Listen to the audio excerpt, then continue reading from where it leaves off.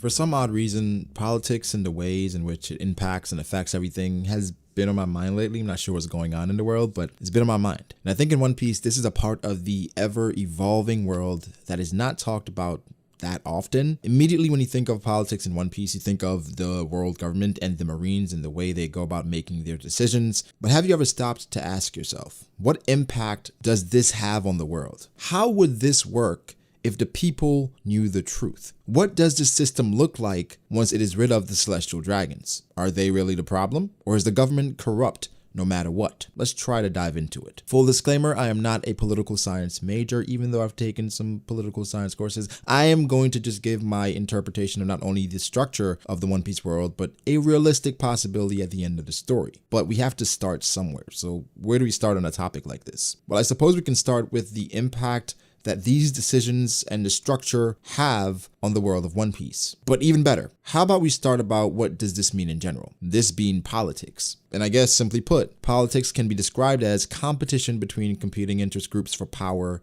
and leadership. Does this set off any bells? Do you immediately think of something? Because I think Oda has carefully crafted a political structure that in a way makes politics cool and fun and obviously interesting. And I'm not alone when I say that learning more about the history of the world is one of the more fascinating things in the story. See, the brilliant thing about art is that it imitates life. Do you think that in your country or anywhere you've lived or been to, history has been manipulated and rewritten in which some ways leads to brainwashing? We saw it in Wano, where the ones who win decide what is told. This isn't new, but Oda has found a way to keep this intriguing while slowly revealing the importance of all these political decisions. So I guess we can start now, right? And of course, we'll start with the world government. This is the global regime. They have ruled for over 800 years and are founded by 20 different kingdoms. But when you think of the world government, let's determine the sociological interest. What political system do we currently have? Who holds the power within the relationship of the government and its people? And how is this power used? And of course, the first thing that comes to mind is Im and the Gorosei, but we'll get to that. Again, we will not get too complicated though, because this isn't a political science exhibition, but rather a means to understand just how much these decisions have impacted the citizens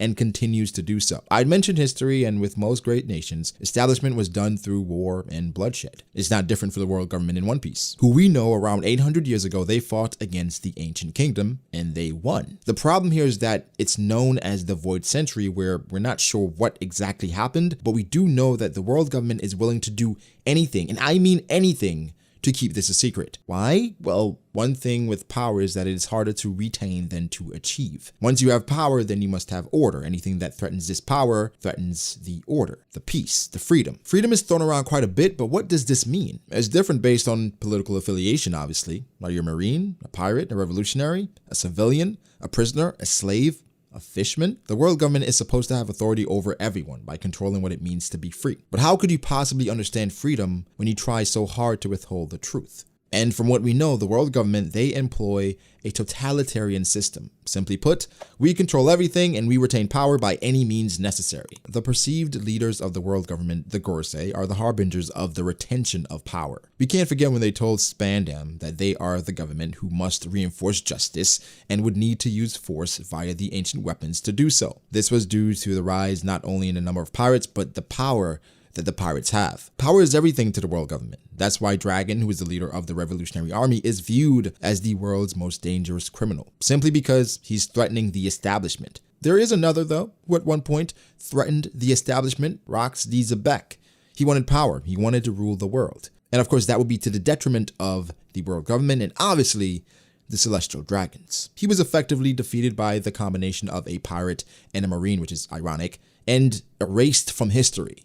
Are we noticing a trend here? Information is valuable. Information is power, as shown by Doflamingo. Through knowledge, he could manipulate the wonderful world government to do his bidding at any time. But what about too much information? What about information possibly detrimental to the establishment? Well, we have Ohara, a country of scholars dedicated to finding out what truly happened. How did we get here? These people were wiped out due to knowing too much. And then everyone was told they were trying to revive the ancient weapons. What about Flavance and the Amber Lead? The citizens were poisoned and lied to while the royal family escaped and left all their people. The citizens really do not matter. The absence of evidence is not evidence of absence. The world government continuously manipulates and shows little care for the citizens, from unleashing deadly pirates to rule over these countries and literally giving leeway for them to commit crimes. The reason for this, as explained by the world government, is to maintain a balance in the world. And this is due to the uprising of specifically 4 pirates and their empires, and to maintain,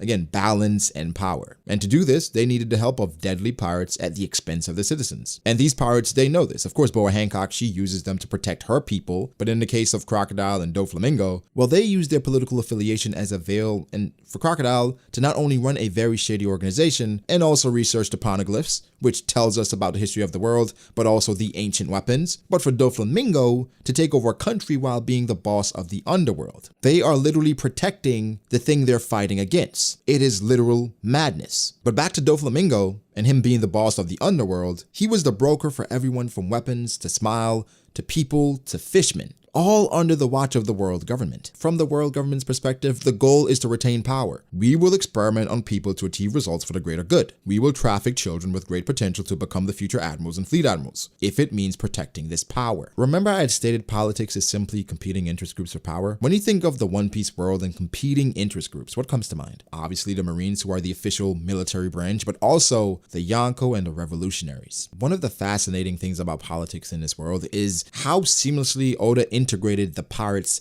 and their motives. Due to the power that the Yonko had, a meeting between Whitebeard and Shanks was big news. An alliance between Big Mom and Kaido was frightening news. The rise of Blackbeard, of course, is well monitored because he now has Aokiji, even at the expense of people. Remember the Impo down prisoners? Yeah, never happened, according to the world government. The conversation between Akainu and Fujitora, I think this gives an amazing view to how the Marines feel about certain situations. Rather, chapter 793 gives us an idea of the political structure of the world government. Yes, now we know. The one in charge is him, then the Gorosei, then everyone else. Of course, the Celestial Dragons, they are puppets, but with power. We saw what happened when Luffy punched one. A Marine Admiral was sent just to capture them. The Marines are just the face of the world government, where even the Fleet Admiral of the Marines is viewed as a nuisance by the Gorosei. In this same chapter, they discuss the power that left the Marines in Aokiji that went to Blackbeard, the power of Doflamingo to alter the news and deceive even Marines, the impact of losing someone like that, and how it reverberated around the country. The underworld boss is now gone. How will the balance of power now be distributed? This affects, again, every level of the political structure.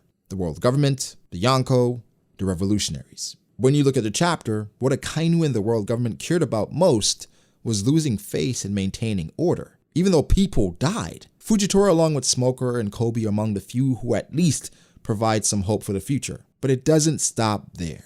Does it even matter who is in power? Is concealing information about terrible events beneficial to the people? Is executing the son of a known great criminal an effective way to restore faith in the Marines? Is deciding the individual who is selected for promotion via a death battle a sound strategy for an organization? What about a cleansing and overseeing the continuous discrimination of people who are viewed as less than? The mere existence of slaves tells us this doesn't matter to the world government. Does the ends justify the means? This is the world government's perspective. What about the pirates and how political sociology affects them and even the revolutionaries? But how does politics affect pirates? Well, in the business of power and structure, this goes all the way to Gold D. Roger. Roger left behind information that inspired a whole era of pirates. Roger, being a D and possibly tied to the ancient clan, was not in a position to complete the task involving Joy Boy and the ancient weapons, so he made a decision to pass this rule down, knowing whomever is up to the task will figure it out and make their own way. And with Roger establishing this era and creating this legend, this leads to other pirates being interested in how Roger lived and died, following in his footsteps.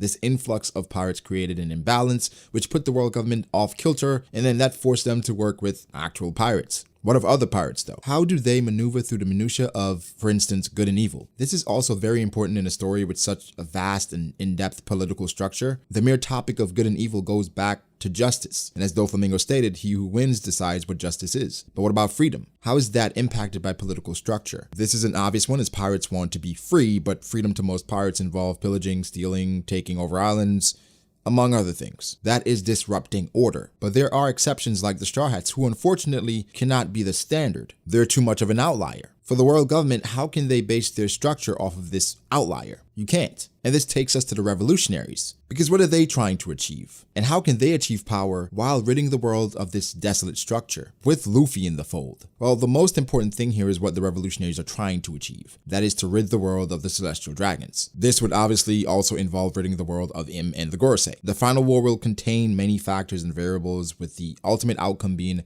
political superiority. But what does it look like? How is this reimagined to suit the needs of the people? Well, once the war is over and the new Marines are in charge, there probably will be a democracy, one where the citizens have representation and a vote every so often to decide who will lead them. This leaves the Luffy situation very murky, as this outlier will still exist. But one thing that's clear, the current structure cannot remain as it is. There's a bit more we can get to, but we'll leave it there. Give me your thoughts. Make sure to like the video if you didn't, subscribe to the channel for more content like this. If you would like for this to be continued, say a part 2, drop a like, and of course subscribe. Thank you to my patrons. I appreciate you guys so much. Again, like and subscribe. I'll catch you in the next one. Peace.